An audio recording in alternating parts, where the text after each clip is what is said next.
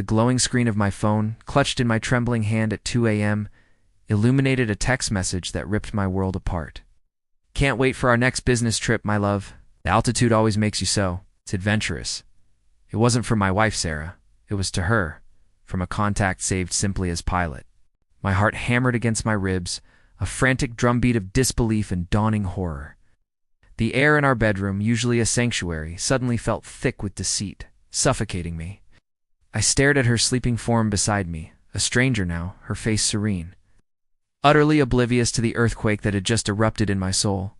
The mystery wasn't just who this pilot was, but how deep this betrayal ran and what twisted game they were playing with my life. I knew with a chilling certainty that this was just the first tremor, and the real devastation was yet to come. If you genuinely enjoy our stories, please subscribe to the channel, tell us where you're from, and what time it is right now. It's always fascinating to know how far our story flows. The strange behavior had started subtly. Late nights, vague excuses about client dinners, a new, expensive perfume I didn't recognize. Sarah, once my vibrant, loving partner, had become a ghost in our Los Angeles home, her presence cold, her eyes distant. I tried to dismiss it, to rationalize the growing chasm between us. But the texts, the receipts for lavish dinners at places like Perch on South Hill Street, the hushed phone calls she'd taken in the other room, they painted a picture I could no longer ignore. She was slipping away, not just emotionally, but physically, into the arms of another man. The humiliation was a physical ache. Every smile she gave me felt like a lie, every touch a betrayal. I saw her, truly saw her, as arrogant, deceptive, and selfish. The man she was with, this pilot, I imagined him smug, confident, believing he was untouchable. They were both villains in my story, and I, the loyal husband, was being played for a fool. I remember standing in our kitchen, the morning sun streaming through the window, illuminating dust motes dancing in the air, feeling utterly broken. The weight of her deceit pressed down on me, crushing my spirit.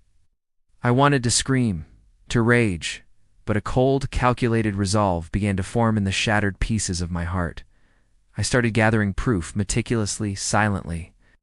I hired a private investigator, a discreet woman named Alina, who worked out of a nondescript office in a strip mall off Sepulveda Boulevard. She provided me with photos, timestamps, and flight manifests. The pilot was Mark Jensen, a commercial airline captain for a major carrier. His flight schedule often coincided with Sarah's business trips. The evidence mounted: clandestine meetings at the Hotel Figueroa, downtown, stolen weekends in Miami, even a shared apartment lease in Dallas under false names. Each piece of information was a fresh stab, but it also fueled my growing resolve. I wasn't just hurt, I was strategically furious. Sarah, meanwhile, grew colder, more manipulative. She'd gaslight me, twisting my concerns into accusations of paranoia.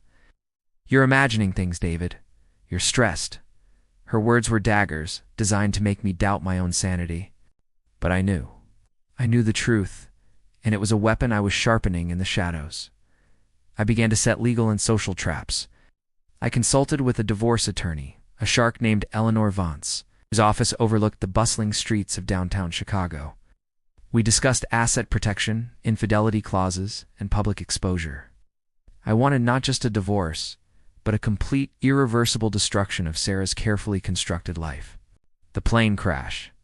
That was the turning point, the moment my revenge transformed from a legal battle into something far more personal, far more chilling.